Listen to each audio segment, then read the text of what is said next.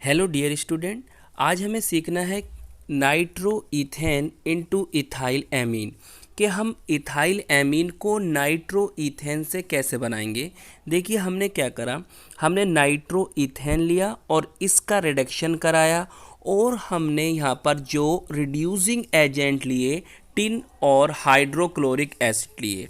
हमने इतना करने के बाद जब इनकी आपस में रिएक्शन कराते हैं तो फ्रेंड हमको इथाइल एमीन प्राप्त हो जाता है और साथ में बाई प्रोडक्ट के रूप में, साइड प्रोडक्ट के रूप में हमें जल के मॉलिक्यूल्स भी प्राप्त होते हैं।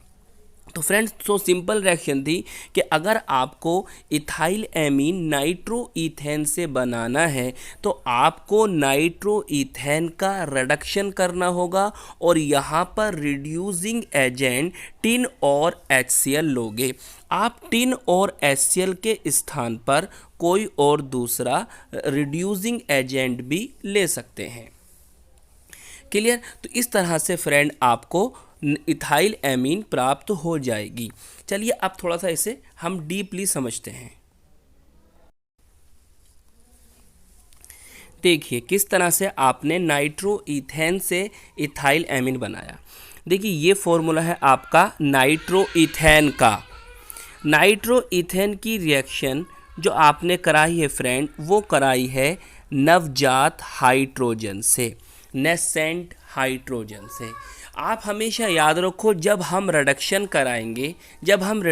कराएंगे तो यहाँ पर इलेक्ट्रोनेगेटिव एलिमेंट निकल जाते हैं और इलेक्ट्रोपॉजिटिव एलिमेंट ऐड होते हैं। मतलब यहाँ पर जब हम रिडक्शन कराएंगे तो हाइड्रोजन जुड़ेगा और ऑक्सीजन यहाँ से निकलेगी। क्लियर? अब आप ये बताइए कि हाइड्रोजन हो आपके पास और ऑक्सीजन निकल रही हो तो बताइए क्या बनता है? जल बनता नहीं बनता है? तो H2O बना। क्लियर? एक ऑक्सीजन निकली। फिर यहाँ पर कितनी ऑक्सीजन है? यहाँ पर आपके पास 2 हैं, तो इसका मतलब ये है कि यहाँ से एक और जल के मॉलिक्यूल्स निकलेंगे। तो कुल मिलाकर अभी तक आपको कितने हाइड्रोजन इस रिएक्शन में इन्वॉल्व हो चुके हैं? 4 हाइड्रोजन। क्लियर? 2 हाइड्रोजन आपको ये दिखाई दे रहे हैं और 2 हाइड्रोजन ये। क्लियर? तो यहाँ से आपने क्या देखा? आपने यहाँ से देखा कि पूरी ऑक्सीजन यहाँ से आपको ये जल के मॉलिक्यूल्स के रूप में निकलती हुई दिखाई दे रही है। क्लियर? अब आपके पास यहाँ से क्या बचा? आपके पास बचा C2H5N। क्लियर? अब यहाँ पर आप जानते हो कि इथाइल एमीन का जो फॉर्मूला होता है वो C2H5NH2।